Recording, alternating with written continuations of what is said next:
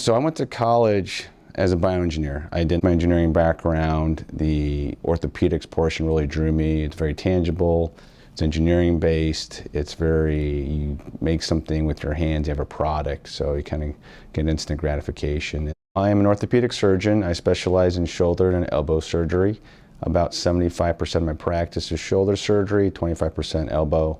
I specialize mostly in complex arthroscopic open surgery, revision arthroplasty, fracture work. So most of my patients range from 16, 17, 18 years to oldest elective surgery I did on a patient was in their 90s. Based on the examination, in addition to your history and imaging, really helps you kind of figure out, at least narrow down what may be causing your problems, if not perfectly identifying it.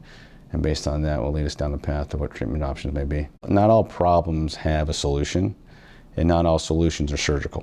And so really step one is identifying what they think the problem is, and then is identifying what I think is causing their problem, and then to discuss what we can do to address it, whether that be surgery or non-surgery. So an intervention like therapy, physical therapy, occupational therapy, potentially some injections, some office-based procedures that myself or my colleagues do can get them back to where they want to be.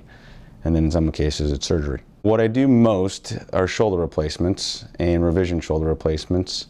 Our shoulder center here has got some great surgeons and good experts, and some best of the best. So we take care of a lot of problems that we see from the area and abroad.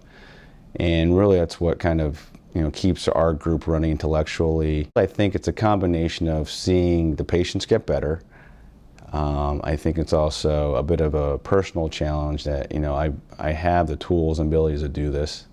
That's what I was trained to do. It's really what's intellectually stimulating and making us wanting to do this every day. It's not the same 1, 2, 3 steps every day. It's not redundant. It's very fresh and interesting to keep you coming to work. So the biggest thing I have, I just hang out with my family.